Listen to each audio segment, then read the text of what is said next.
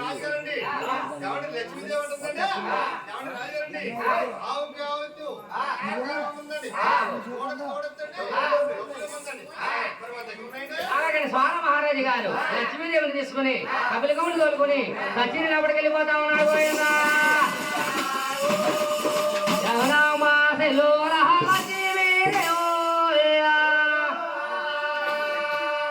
నీకు కొలుసు వజ్రాలు కొలుసు అదే కొలుసు వజ్రాలు కొలుసు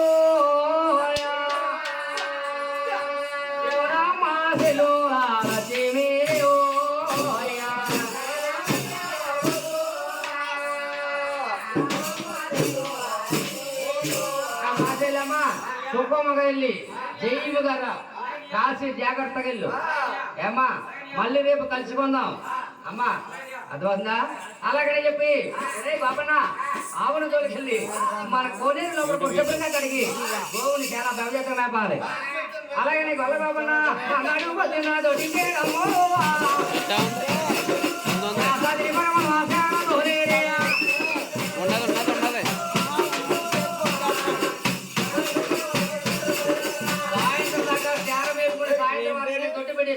మహానుభావుడు మందలో పండుకున్నాడట. కపిలగోవు కళ్ళారా చేసింది. కస్తారాల రాజుగారికి గోపాలుడికి నేను పాల్గొనక రాలేదు. నా తమ్ముడు మహావిష్ణు ఏ కొండలో ఉన్నాడో ఏ లజ్జల్లో ఉన్నాడో వెతుక్కోవాలి, ఆడ ఆకలి వర్తించాలి అని కపిలగోవా అతనేది వేళ ఎవరెత్తి వేరు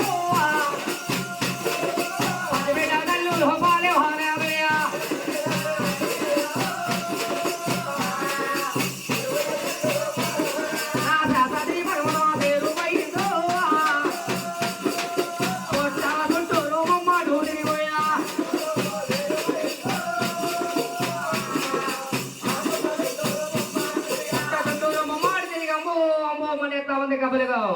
ఆ వారి పాలికిన విష్ణుమూర్తి పుట్టలోంచి పైకి వచ్చేస్తామన్నాడు. చూసింది కపిలగోవు. నా తమ్ముడు పుట్టలోంచి పైకి వచ్చేస్తామన్నాడు. నా తమ్ముడు పుట్టలోపడంగా పాలు ఇవ్వాలి, లేకపోతే యద్దాని పడవిలో ఏ నరుడు కొండలో పడినా నా తమ్ముడిని కొట్టినా పడతారు, ఇంటిలో తిడతారు అని మహానుభావుడు పుట్టలోపడంగా కపిలగోవా నాలుగా దారాలే నందనాలు చేపు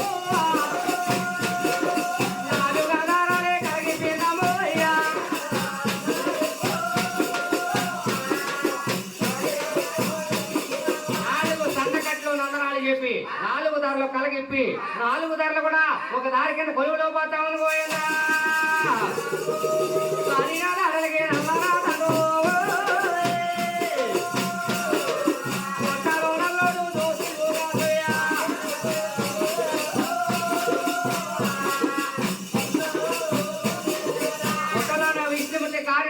దోషుల్ని కాసి మహానుభావుడు చుట్టదేర పాలాలకి ఇచ్చాడు విష్ణుమూర్తి. కపిలగోవు ఏం చేస్తుందా యథాప్రకారంగా రాముజీ గారి గోవుల మందలు కలిసిపోయిందట. గోపన్న అన్నాడు పొద్దున్న పాలక బలపట్టుకుని పాలు తీనగలుగుతామన్నాడు. పోయిందా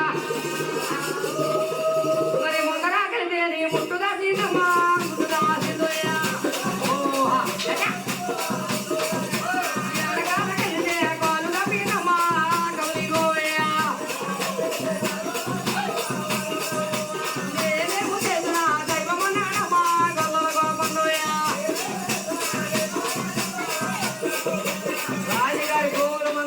మరి పాలు పెడతా ఉన్నాడు గోపాలుడు.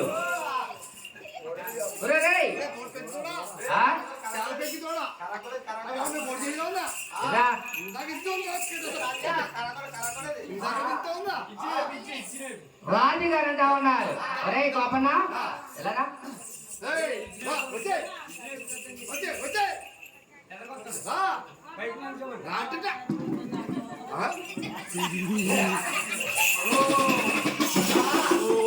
ఎలాగా మన కొత్త చంద్రులైందిరా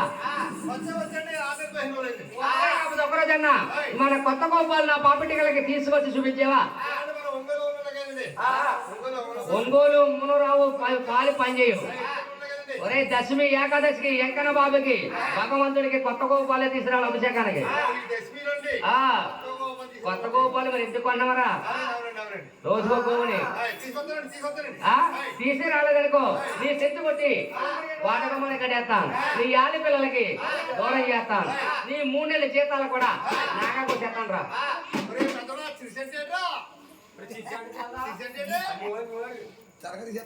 తలకా తీసుకుంటే తీసుకురా తలకా కదండి. ఇంకా అన్న తీర్చలేదు మనక.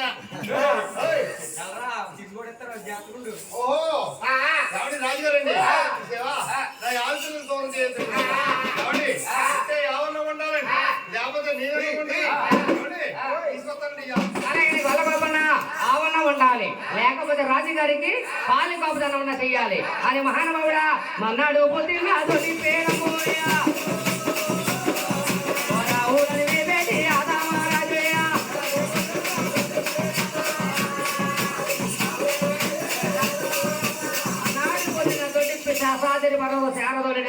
సాయంత్రం దాకా చేర వేపుకొని సాయంత్రం 6 గంటలకి దొడ్డు పెట్టేసి గట్టిగా గోవుని ఇనప కొంచెంతో గోవుల ముందు ఎవడ కట్టేస్తా ఉన్నాడు.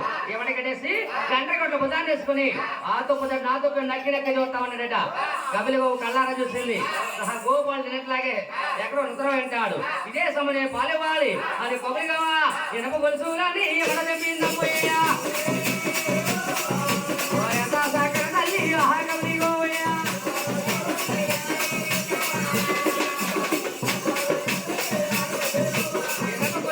చెప్పుకొని మరి శాస్త్రి పర్వం సేలిపోయి పుట్ట చుట్టూరు మమ్మాడు తిరిగి అమ్మో అమ్మో మంటా ఉంది.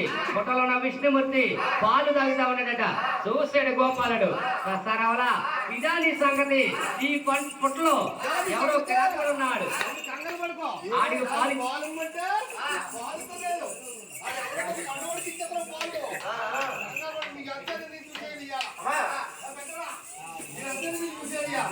రావలా ఇదా నీ సంగతి. నీ పుట్టలో ఎవడో క్రాంతుడు ఉన్నాడు. ఆయనకు పాలిస్తుందా? అలాగే చూసేవా ఆవుని కొట్టేనా దెబ్బకి చచ్చిపోవాలి లేకపోతే రాజులన్నా శిక్ష కొట్టి వాటికి మన కట్టుకుంటారు. అలాగే మహానుభావుడు కట్టి అని చేత బట్టి తిరగలా కట్టాలి తీసుకుంటూ ఉన్నారు.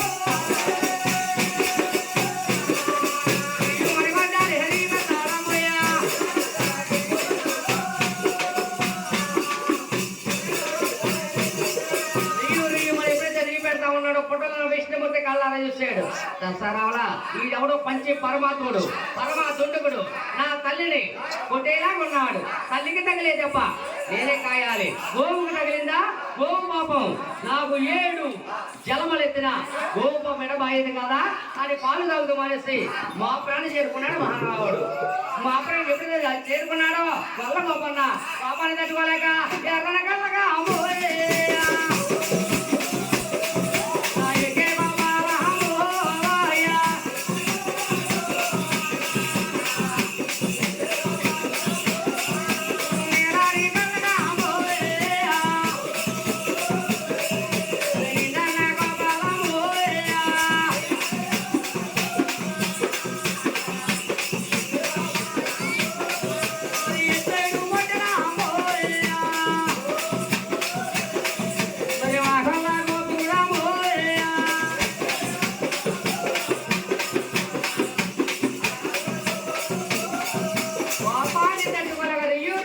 పెట్టుకుంటా వల్ల గోపన్న ఆవు మీదకి సిద్ధా ఉన్నాడు. గోవింద ఎప్పుడైతే ఆవు మీదకి శ్రేడో ఆనాడు ముక్కోడి దేవతల్లో మహానుభావుడు బరుకు మారుసి శాపన పెట్టాడు కదా విష్ణుమూర్తికి. ఆనాడు 7 తాళ్ళ పొడుగు రక్తము చెందిందని శాపనం పెట్టాడు బరుకు మారుసి. ఆ శాపనం ఈనాడితో వినాశం అయిపోయిందట. 7 తాళ్ళ పొడుగు రక్తము చెమ్ముతా ఉంది. ఈ రక్తమండలం చూసి వల్ల గోపన్న మార్చబోతా ఉన్నాడు. మహావిష్ణు పుట్టలోపడికి వెళ్ళిపోయాడట. కపిలి గోవు ఏం చేస్తున్నా రక్త మరకలతోని ఆ రాజుగారి కచేరికి వెళ్ళిపోతా ఉంది. రాజుగారి కళ్ళారా చూసాడు. ఒరే మంత్రి ఆవు చూస్తే రక్త మరకలతో వచ్చింది. గోపాలు ఏమైపోయాడు పల్లకి తీయడా గోవుల మంది పరిచిందామని రాజుగారి మంత్రి కూడా అలా గోవుల మందులోకి వచ్చేద్దాం. మళ్ళీ యథాపేకరగా పుట్టపైకి పుట్ట చుట్టూరు మమ్మాడు తిరిగి అంబో అంబో మంటా ఉంది. ఆ వారి పాలకించిన విష్ణుమూర్తి అంటా ఉన్నాడు. అమ్మా ఎందాక కదా తల్లి నా ఆకలి తీర్చావు మళ్ళీ వచ్చావా అని ముందు నాకు బావును పంపుతా ఉన్నాడు మహానుభావుడు. వెనకాల పరమేశ్వర వస్తా ఉన్నాడట. ఈ నాగపామును ఎవరు చూసారా? బాల మహారాజు గారి కళ్ళారా చూశారు. రే మంత్రి, ఈ పామే గోపాలు కలిసింది, వీడి జీవితం పరలోకం పోయింది, పల్లకిలో కర్తీరా, ఈ పామును కొడేద్దామన్నాడు రాజుగారు. పల్లకిలో కర్ర తీసుకుని రాజుగారి మంత్రి కూడా పామును కొడేద్దామన్నాడు. ఎప్పుడైతే పామును కొడతా ఉన్నాడో నట్టాసంతమనే లోకానికి వెలిగైనా ఒక్క మెరుపు మెరిసిందట. ఆ మెరిసే మెరుపుకి బాలరాజు గారికి 2 నేత్రాలు పోతా ఉన్నాయి. బాలరాజు గారు అద్దాన పడివిల్లో కారుడని విల్లో